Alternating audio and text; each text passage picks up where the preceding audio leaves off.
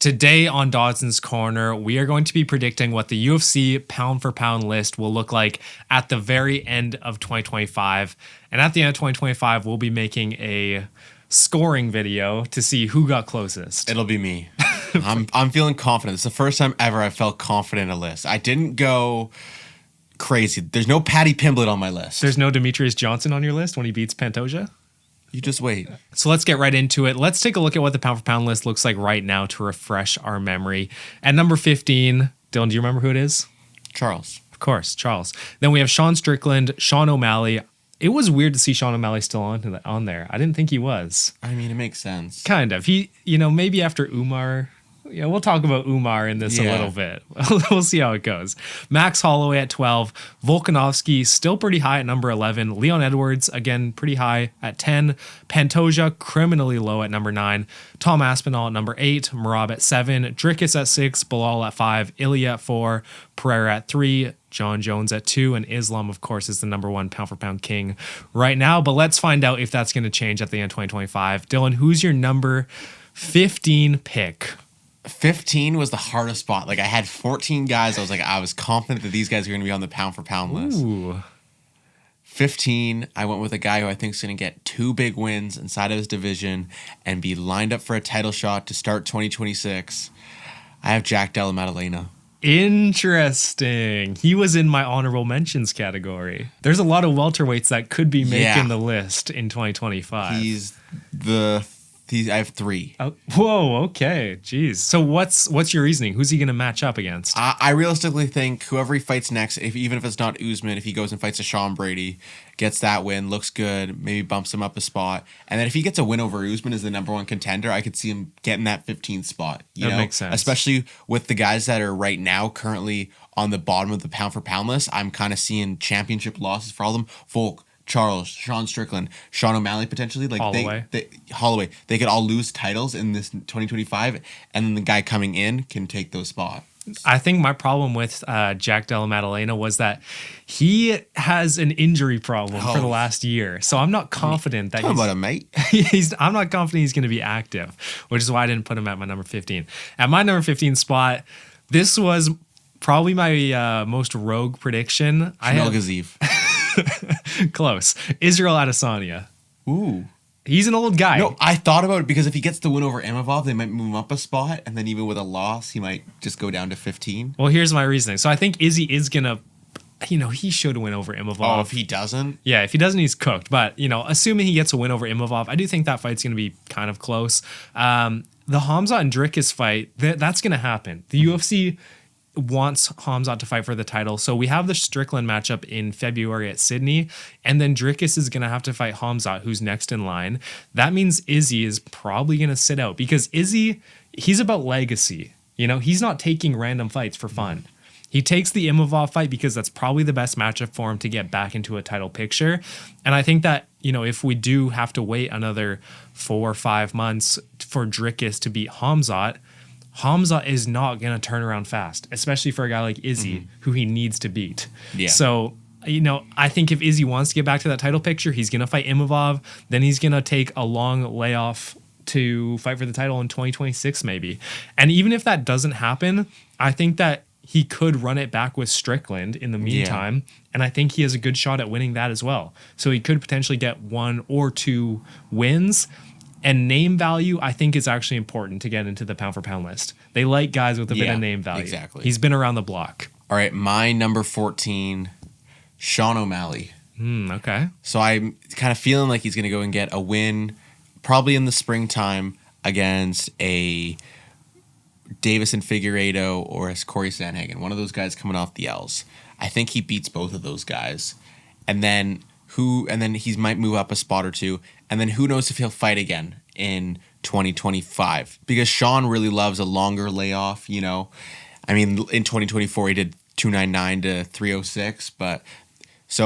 Umar, so they could fight at the end of the year. But I think if he's already in like a 12-13 spot and he loses to Umar, probably at the end of 2025, I don't think it's going to be enough to push him completely off the list. That's fair. So you think if he does get the Umar matchup, he probably loses that? Oh, yeah. Yeah. Yeah, that's fair. That's a lock. At my number 14, I have Arman Sarukian. So this one was difficult because I think he's like, no question about it, skilled enough to be in the top 15 pound for pound fighters right now, especially being a number one contender at lightweight. I think he probably should already be in that. Yeah, I think I had him on my list. Re-ranking that video. But my logic was, I do think he's going to lose to Islam, but I think overall he's still going to have a good year. He's in the prime of his career right now, so he's not going to be wanting to take a long time off. He has a lot to prove. So if he goes out there and loses to Islam, that's the very first pay-per-view of the year. He still has a chance to fight at least one more, if not two more times, depending on injuries and, you know, how the fights go. So I think he's still going to overall have a solid year, maybe pick up a loss and a win, or a loss and a win and a win. It just depends on how that title picture goes. You know, if Ilia Topuria moves up to lightweight, that's going to shake things up. So there's a lot of like factors to consider. And that's the thing, like, when I've been doing these videos, we have a video coming up where we're going to be, or maybe it's already out, where we re-rank the divisions. Dude, it's hard. Yeah, well, because you're going by skill too. So it's like the most skilled fighters, and then it's like, what do you consider skill? It was really tough. So I think, overall, like, he's by far skilled enough to be in the top 15. It just depends on his pathway, but I'm going to take the chance, and I'm going to say that he makes the list. I really thought about Arman just because he totally is good enough, but just the pure fact that if he's coming off that loss, like, and if he wasn't already on the pound for pound list, like, how do they put him on, you know? Who knows? It depends. I think it depends on who loses on the pound for pound list. If there's some guys with, you know, Volk takes another loss, if Holloway takes another loss, if Charles takes another loss, those guys should be getting demoted, you know? All right, my number 13 is another guy that is currently on the pound for pound list, Leon Edwards. Okay. I just think that his next matchup is going to be one that he's going to win. Like, I think the UFC knows that they have to feed him a Sean Brady, the Jorge Masvidal stuff. I think he could even beat a Joaquin Buckley. And I just think that they have to do something like what they did with Israel Adesanya. Give him a matchup he can win. At that point, he's still relatively high. I think he's like 12 right now. He is number 9, actually, or 10. Oh, yeah. He's really high. So he's not going to fall 5 spots in a year. He's 10 right now. Yeah, especially with already not being a champion. If he gets even one win in the year, he'll still be up there. Oh, for sure. Yeah, they like having Leon on there. Yeah. It's weird. So my number 13 pick is going to be Max Holloway. I think Max is going to have still like a relatively successful career at lightweight. It's going to be tough because lightweight's good, but so is featherweight. So I don't know if it is going to be actually more difficult because he's a big guy anyways. You know, he looked really solid. He didn't look fat or like, you know, out of place against that Justin Gaethje fight. So I think he's going to have maybe some matchups against a Charles or a Hooker or even a Chandler lower down. Ooh. They could feed him Chandler to maybe get his confidence up a little bit. That's a, you know, co-main of a pay-per-view. That's a great fight.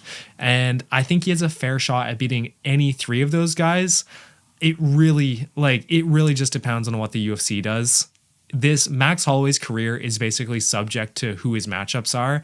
I think right now he's about number 12, if I remember correctly. I think he's 11 or 12. He's 12. Yeah, I just checked. So he's only going to move down to one spot on my list. I could definitely see him go down to the 14th or 15th spot. Again, it just depends on who fights more. Yeah. All right. My number 12, a current champion who I'm expecting to lose their belt and be one and done, no defenses, Merab Dvalishvili. Okay. So I kind of just see him losing to Umar, and then just because of the record he has, the career he's had so far, he kind of stays up there. You know, there's no need to completely boot him off the list. You're not taking him from 8, booting him off the list completely. So kind of falls back down into the teens, and then we see falls into the teens. You've done that before. Yeah, so he's 7 right now, and then he falls a little bit further and potentially gets another win at the end of the year. Yeah, that's fair. For my number 12 spot, I have someone you already mentioned, Leon Edwards.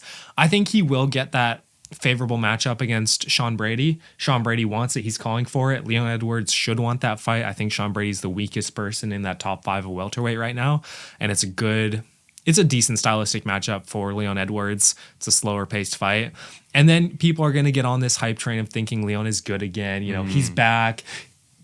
It's just tough because Leon looked so bad in that last fight, but how good is Bilal? How much did the sleep offset mess him up? So it's really going to be dependent on this next fight, but I do think he can get a win against Sean Brady. And then he's going to take like a 1-year layoff again. So I don't like this dude doesn't fight very much. Yeah. So I think he's probably going to get a win, keep his spot. Right now, the pound for pound list has him at number 10. But I think with the change up in champions that we're going to see, I think there's going to be a lot of new people moving up into the top 10. So I think even though he gets a win over a contender, he's just not going to be active enough compared to the 30, 31-year-old guys who are in their prime. You know, he's 36, right? He's getting older, or 35. So yeah, I think he has a good year. Not a great year, though. I don't think he gets a belt back. All right, moving on. My number 11, a guy you mentioned, blessed Max Holloway. I realistically think he could get 2 wins inside of lightweight this year. I think that the UFC is going to feed him good matchups. The only people I really am scared for are Arman, Charles, and Islam, and they're kind of booked up, you know? So you just got the infinite amount of strikers in that division. Yeah. You know, he could be the Poirier last fight. He could go and fight Gaethje again. He could go fight Hooker. He could go fight Moicano. He could go fight any of those strikers inside of lightweight. Yeah, for sure. Max Holloway's future is one of the most difficult ones on this list. You have no idea what's going to go on. Yeah. To Poirier at lightweight. Oh, jeez. Hey, little bro, where are you going? You thought you were done with me? All right. For my number 11 pick, I have someone you already mentioned, Merab Dvalishvili. I think I'm in the same kind of thought as you are. I think he loses to Umar in January. I do think it's going to be a close fight, but I think just common knowledge is that Umar should win that fight. Everyone's super high on him. And then I think he didn't get his layoff that he wanted to. He wanted to take, he said this, he wanted to take like a 6-month break when he got the belt to celebrate, you know, take it back to Georgia, do all that stuff that a champion does, kind of tour it around a little bit, which I think is actually a good thing for the UFC. It gets people like from that home country really excited about the UFC. So I don't have anything against that, but I think he's going to take this fight. It's only been a couple months since he had his, 306 actually. It's been a while. So I guess it has been a decent amount, but I think he did want a longer layoff. He was trying to get that Sean matchup again. He was trying to get Peter Yan after he got that win over Figgy. He was trying to get that matchup. I just don't think he's excited or like, you know, he's not enthusiastic about defending this belt right now. And so I think if he loses it, he's going to be maybe a little bit demoralized, if that makes sense. So I feel like I have this excuse for all of these fighters on my list, but I do think he's not going to fight very much in 2025.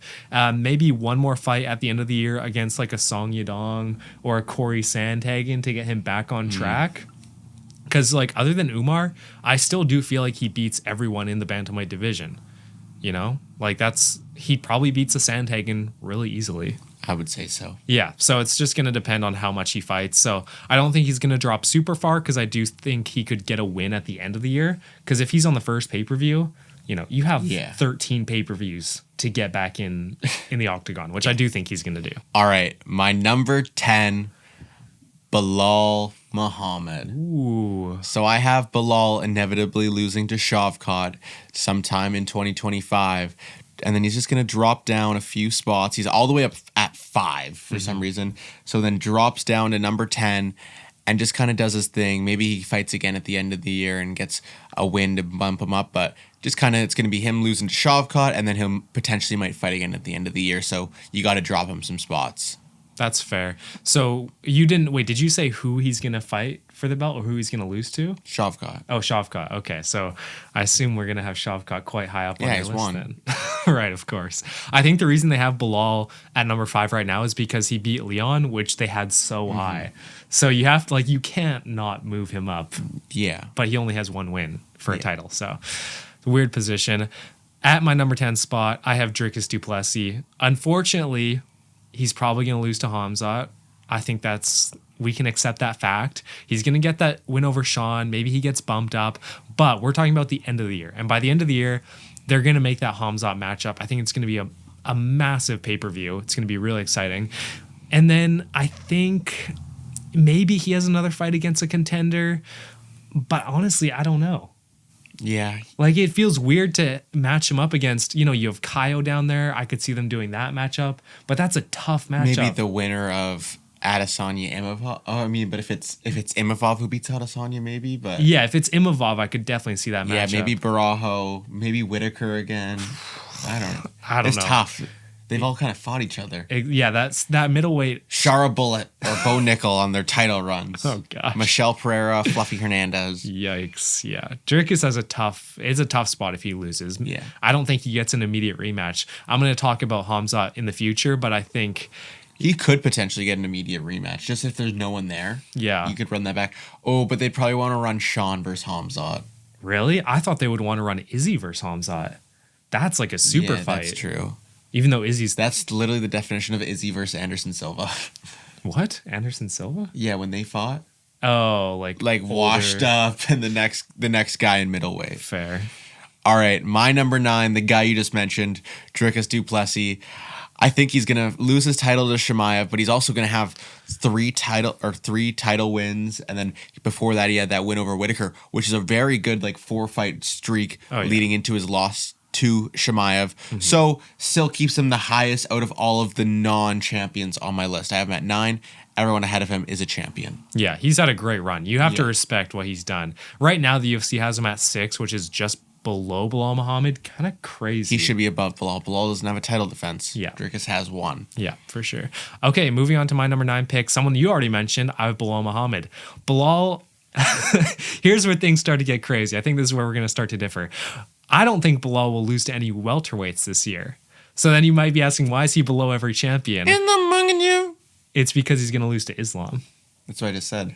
Mm-hmm. That's what I just said. I didn't catch that. So I think that's going to drop him below all current champions. And you have 3 fights for Islam in 2025? Well, who's he going to fight? Arman, Charles. Wow, that Charles fight is... Yeah, I don't know. He dominated Charles, you know? But who does Charles have to face? Yeah. If they do Ilya Charles, then maybe we could see Islam going up. I just think Islam deserves it by now. Yeah. He's been calling for it for the last year. And in 2025, I do think he deserves it if he defends against a number 1 contender. Yeah, fair enough. Yeah. All right. My number 8, my first newcomer to the pound for pound list as a champion, Shavkat Rakhmonov. Oh, okay. So I think out of all the champions, he's going to have the less going for him, the least going for him, the least resume coming on. Mm-hmm. So he goes here at number 8, and he's also not Dagestani. So the other newbie kind of champion outside, the rest of the newbie champions are Dagestani, and we know that they get that extra push. So Shavkat gets to sit at 8. I think he's going to beat Bilal, and then potentially has another defense at the end of the year. But we all know that Shavkat's a 1-fight-a-year guy. Yeah. Yeah, it's tough to say what Shavkat's going to do. That I was not confident. Shavkat was on my honorable mentions. Yeah. Do you have any honorable mentions? No. No? Okay. Well, no, you either make the list or you don't. Okay, all right, fair. My number 8 pick is also the first new champion entering the rankings. I have Hamzat Chimaev at number 8. Ooh. What? I think if he gets champion, they're going to push him to the moon. Just wait. I'll explain my rankings in the future. But I think Hamzat is going to be Dricus. We already talked about that for the middleweight belt. But I think that's already going to be quite late in the year. If that's February in Sydney that Dricus is making his first title defense, then you have March, April, May, June, July. So if he defends in July or August, Hamzat's not going to have another title defense. So I don't think that you can justify putting him higher on the list at the end of 2025 when some of the guys who I have above him are probably going to, we might see a new face on the belt and then also a title defense is what I'm predicting. So I think just by that, Hamzat's inactivity over the last couple years, who knows? Maybe he comes out in 2025 and he's super active again. I would love to see that. But from what we've seen, I can't trust in that. Yeah. It's also so interesting, just a side note before I go into the next one, because it's you can't MMA math the pound for pound list. No. Because it doesn't have to do anything with title defenses, number of title defenses, or strength of opponent. It's really just whatever the media wants. It's who beat who. Yeah, who beat Bilal, and they're going to take Bilal's spot. But then you have guys like John Jones with 2 title defenses or 2 title wins, inside of heavyweight, and his title defense was against someone dog water. Mm-hmm. But Topuria has 2 wins over Max and Volk, or Stipe and Cyril Gane. Which one's holding more value to you? It's definitely Stipe. Yeah. Heavyweight goat, man. All right, my number 7, another new coming champion on my list, Umar Nurmagomedov. I also have him above Shavkat just because I think that there's a much more likely chance that he gets a second fight inside of 2025. I think we could see the Sean O'Malley fight at the end of 2025 or even a Peter Yan fight at the end of 2025. So I think that once he beats Merab, it's almost like 80% sure that he'll go on and fight again at the end of the year because the UFC's not going to want to take a 10-month layoff, you know? And he's going to want to headline his own pay-per-view too with him being a co-main. Like, it's going to be enticing. Or maybe they put him on a Hamzat card in Abu Dhabi. Stacked. Like in August, like Hamzat versus Dricus. And then they wouldn't do, I don't think that they would do Sean versus Umar as a co-main though. No. They'd want to, but then we could see Umar Yan. Yeah, because they're both from that region. Yeah. They would love that. Nothing. That'd be a banger. Nothing. 308 all over again. Okay, so for my number 7, I also have Umar. It's our first person that we have the same. I think Umar will win the bantamweight belt at UFC 312. And then I'm 99% sure he's going to have a title defense. This dude was willing to fight Song Yadong, who's lower ranked than him, just to stay active. So it's not your typical Nurmagomedov talk that we've seen out of Umar, which I like. And I do think his title defense, like you said, it's either going to be against O'Malley or Yan. They're not giving Merab an immediate rematch because he's had no title defenses so far. And he's not a big name. He's not exciting. There's no reason for them to give Merab a second chance at the belt. They hate Merab having the belt right now. Yeah, and it's so stacked up there. Like, he's going to have to win like 3 or 4 fights to get back. Honestly, yeah. He's going to have to clear out the division again. And then go and kill Aljo. Oh, yeah. Like, you have to kill him. Like, not even like in the ring. Like, just genuinely kill him. Sacrifice him. Go into his apartment at night. Sorry, brother. That's so sad. So, yeah, Umar at number 7. I think it's the only logical pick. All right, my number 6, the flyweight champion, Alexandre Pantoja. I think that he's finally going to get some respect with some newer champions coming in. I think that he's going to keep on rising, especially if he's going to get 2 or 3 title defenses throughout the year. I think that there's realistically no way you can put him that low down. You know, he's got to go higher. He's moving down after he defends his title. He's got to go higher, right? Yeah. Like, he can't be so low. If he's got 5 title defenses... That's insane. He's so underrated right now. Oh. And there's already talks about him having a matchup for April. They said they have a name. It's going to be KKF. Yeah, Kai France, hopefully. At my number 6 pick, are you done? Are you done with that? Yeah. Okay. My number 6, I'm going to have to justify this, but it's John Jones. Which is crazy, I know. Because you'd think that I feel like the 2 lines of thought are if he wins against Tom Aspinall, he retires. If he loses against Tom Aspinall, he also retires. And then he's kicked off the pound for pound list. But what I think is going to happen is I think he's going to lose to Tom Aspinall, but I actually think he's going to keep fighting. I think he's going to take fun matchups like he's been talking about. The dude has always been like, he's taken layoffs all throughout his career. And I think right now, in the position that he's in, he just wants to keep fighting. He wants to keep making money. I don't know if he's going to get, like, what Dana says, 100% chance that this fight's going to happen between him and Tom. I'm still not 100% sure. So I'm still hedging my bet, you know, like for points at the end of the year. For some reason, I can just see Dana not taking him off the list. He's just so sentimental about John Jones being on the pound for pound list. It would feel wrong for Dana to take him off. So yeah, I put John Jones at 6. I think he loses to Tom Aspinall in 2025, but he doesn't retire. And maybe that's one of my bold predictions for 2025. I don't have John Jones on here. That's fair. Because I think he's going to retire. And I'm like, yeah, maybe should have snuck him at 15 just to have him on there. Just hedge your bet. All right, moving into the top 5. My number 5, this might be my boldest opinion, Khamzat Chimaev. You know that if he wins the belt, the UFC is going to put him high. He is going to be above Dricus. I think they probably put him above Bilal because that fight would happen. Oh, no, that fight would happen probably after. But they're moving him all the way up to the top 5. They're pushing him as high as he can until he gets to the... I would call them the elite top 4, the guys that have really proven themselves with multiple defenses outside of Pantoja, flyweight tax. Sorry, bro. But yeah, I think that he's getting pushed as high as they possibly can. I wouldn't be surprised if he was even number 4. Really? Yeah. I mean, I guess with John Jones gone, everyone moves up a spot in your list, so that kind of makes sense. I just think with Khamzat, like it all depends on if he does another title defense. That's all it depends on for me. Yeah. Yeah.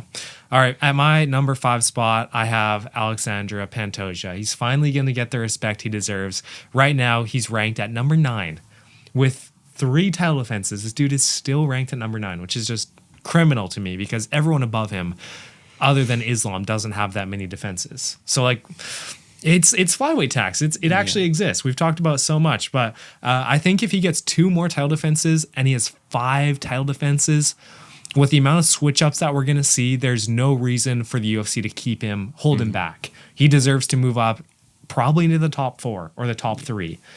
Honestly, like he probably deserves a 3rd spot ranking, but because it's flyweight, I have to hold him back a little bit. So I have him at number 5. I have a current thought before we get into this. Sure. So clearly we both have Ilia Topuria higher up on our list somewhere. Mm-hmm.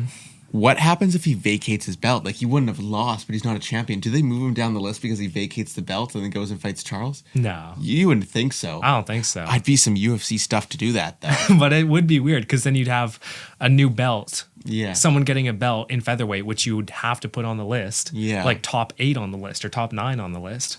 Yeah. So it's like, what do you do? I guess if Volk wins, that's justified anyways. Yeah. He's already on that list, but. All right. My number 4, I'm assuming you're going to have the same guy at 4. Tommy Aspinall.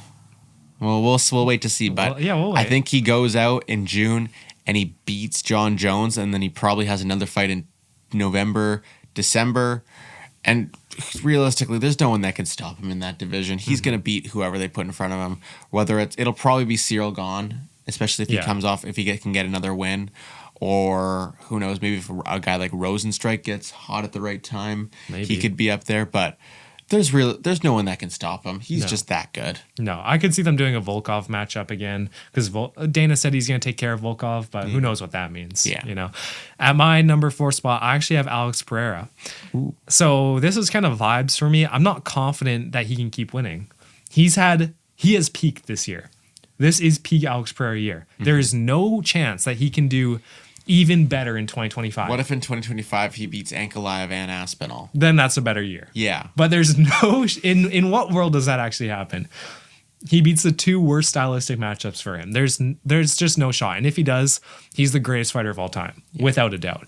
But I do think that with his age, with the damage that he's taken, I'm not confident that he's going to be this unstoppable force. And obviously he has the grappling holes in his game. So whether it's Ankalaev, obviously I don't have Ankalaev on this list. He's not top 3, don't worry. But with Ankalaev being a threat, with his move up to heavyweight being, I think, a serious possibility in 2025, especially if he beats Ankalaev, I'm just not confident that he's going to have an undefeated streak. Right now, the UFC has him at number 3. So, I mean, number 4 isn't far off where I have him. Yeah. It's just vibes at this point. All right. Moving on to my number 3. I have Ilia Topuria. Ooh. I wanted to put him at 2 ahead of the guy I have at 2. But just kind of thinking if he goes up to lightweight and then doesn't fight for the belt, they're not really going to push him up, No. But if he was lightweight champion, then he obviously would be 2. But I just don't know if he'll be lightweight champion by the end of 2025 kind of thing. I think that's unlikely. Yeah, and like just the rate that Pereira defends his belt. Like, yeah. True. Like Bro, speed running the UFC. Yeah, it's just like I'm just feeling like Topuria is going to be number 3. Okay. That's just vibes at this point. For my number 3, I have Tom Aspinall. I do think, like we said, he beats Jones, which boosts him massively. He's number 8 right now. Jones is number 2. So I think he's going to get a big push up when he beats Jones. And then he could also have a defense against Gane, which, again, is going to boost him a little bit. Gane isn't like the best performance, but it's still another good defense. The number 3 ranked heavyweight. Exactly. 2 ranked heavyweight. Exactly. So it's the only test that he hasn't faced. So if he defends against that, you got to give him a little bit more respect. Or maybe even more likely, they do a super fight with Pereira. And then that's kind of my justification for Tom Aspinall beating Pereira. So he goes, they just do a little swap. Yeah. They just swap. So I have Tom Aspinall at number 3 and Pereira at 4. All right. Moving on, my number 2, the guy you just mentioned, Alex Poatan Pereira. I think he's beaten Ankalaev probably sometime post-Ramadan. And then after that, I think it's going to be a pretty chill time after that. I don't think we're going to get the super fight in 2025 just because I think that they're going to wait for a big card, and who knows when that Tom versus John Jones fight will actually happen. We have no time frame for it. And Pereira is going to want to keep fighting. So I think he probably will also beat a guy like a Carlos Alberg or some of those other guys that are kind of making their way up inside of light heavyweight and just kind of chill, or even potentially fighting a Jamal Hill again. I doubt they would do Yuri Prohaska 3. There's just really no point. They could do Roundtree rematch. There's some storyline there. Yeah, but I think realistically, anyone he fights outside of Ankalaev is just a striker. And especially, I'd really like the Alberg matchup for him, just because we saw Pereira have so much gas left in the 4th round, and Alberg gasses out before the 2nd round's over. Yeah, Alberg would be cooked in round 3. Yeah. 100%. He is mobile enough to like survive 2 rounds, I think, but then it's kind of like Khalil Roundtree. Yeah. He's fast, but can't keep up that pace. At my number 2 spot, I have Ilia Topuria. I just don't see him losing. The pound for pound list is like another way to say who's least likely to lose. Yeah, honestly. So for Topuria, I don't see him losing to anyone in featherweight, but it really depends on him. It depends if he wants to go up to lightweight and try and get a second belt, or even just avoid the cut, I guess, because he says he weighs like 190 pounds. Yeah. Dude, how does a guy who's 5'7" weigh 190 pounds and look ripped? Yeah. He has the best physique. Yeah, it does. I don't trust him. He's a capper. I don't trust him either. Like 175, sure. Even that is a 30-pound like cut. 190 is heavier than me, and I'm 6'1". Like, and you're not small. No, I am 6 inches taller than him. Yeah. Like how? Like I don't know. It doesn't make sense. And then if he does make that move up to lightweight, in the top 5, he probably beats almost everyone there. I think Arman and Islam give him the toughest matchups with how strong they are in their grappling. People are saying Charles is the worst matchup. No. I disagree, because Charles is chinny now. Like he just gets rocked really easily. He gets punched in the face way too much. Exactly. So I see that being a favorable matchup. Obviously, Max he's already beaten him. Chandler is now outside the top 5. Dan Hooker is an easy free money. Justin Gaethje would be a banger. Poirier would be a banger. But I think he wins most of those, especially if he does do the bulk right. Yeah. Like if he looks good at lightweight, people are like, people forget that he almost got KO'd by Jai Herbert in his lightweight fight. You're acting like he hasn't improved. Yeah, that was how many years ago now? Like quite a few, actually. He's been in the UFC for longer than people think. And also he has a better team around him. He's better at cutting. He has better training camps. Like everything, as you get to a championship level, as you make more money, everything is easier. Yeah. And everything is just that much more refined. Yeah, think about UFC 5. It costs you a lot more in your camps. Those 6-week camps cost a lot more than those 1-week expedited camps. 100%. Are you a 1-week camp kind of guy on UFC 5? Eventually when I get bored, Once I've cleared out the division, I'm taking 1 week, because then you already have all the information on everyone. True. No cardio, though. Oh, I never do cardio. It's such a waste. That in real life or UFC 5? Oh, real life. I can't stand it. That's fair. Women are scary. All right. Moving on to number 1. Another guy who's afraid of women, Islam Makhachev. Valid. He's the pound for pound right now, and I realistically don't think he loses to Arman. If he does, huge upset. Huge upset. Like beating the pound for pound number 1 in the world. And then we see John Jones at number 1. Oh, how awful would that be? It would be Jones, Arman, Islam? No, I think that they would have Arman at like 4. But then Islam, like what about Islam? Islam drops below Arman. I know. So then you have Jones, Pereira, Ilia, Arman, Islam? It would be Jones, Pereira, Ilia, Arman, maybe even Islam at 5 then. Yeah. Ahead of Bilal. Oh yeah, definitely. But that would be bizarre. But yeah, and then who's he gonna fight next? Someone that he's already beaten. Like his next title shot after Arman, outside of it being to Poirier or Holloway, is gonna be someone he's already beaten before. Probably Charles. Yeah, and if it's Charles, we saw what happened last time. Exactly. Dubois, good night. Dubois, good night. Yeah, I have Islam at number 1. It's just a test of who's least likely to lose, and Islam is least likely to lose, in my opinion. The more I think about the Arman fight, I actually do think he's going to dominate Arman. In the beginning, I was like, Arman's going to have a good shot. But now I'm confident in Islam. He's just better in every single facet. Yeah. How is Arman supposed to beat him? How is anyone supposed to beat him? But what I think is going to happen is I think he's going to defend against Arman. Then he could be low-key really active this year. because it might be one of his last years in the sport. He's already talking about retiring. Well, and if you're fighting guys like Gaethje and Hooker, Yeah. those are light matchups for Islam. Yeah, they As long are. as he stays away from the staff. Yeah, that's true.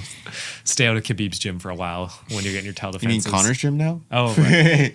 Bought it. Maybe not anymore. No, he has some other stuff to pay I think he off. turned into a sex club. But what I think is going to happen at the end of the year is the Bilal Islam matchup, why I had Bilal so low on this list. So I think he's going to get the double belt status, and that's going to really solidify him as one of the best fighters of all time, if not, a top 2 fighter of all time. Yeah, I think the double champ probably puts him at. I mean, you already had him at 4, didn't you? Yeah, I think so. I think we're not going to talk about where I had him. You didn't have him on the list, did you? I forgot him. We might need to remake that video Yes. Yeah. next year. That's going it. to wrap it up for today. That's it. Let us know who you have on your pound for pound list. Yeah, we want all 15. Yeah. You guys hate on us for our bad picks. You better give us, if you say one negative thing in the comments, I want to see your entire top 15 list written out. Yeah. With full essays for each person. Yeah, reasoning for everything. Exactly. Show your work, please. We're going to be running through AI checker. If it's AI generated, you're banned. All right, that is going to do it for us today. Make sure you guys go down to the subscription and hit that subscribe button. We're trying to hit 3K by the end of the year. True. And we will see you guys later. Peace. See ya.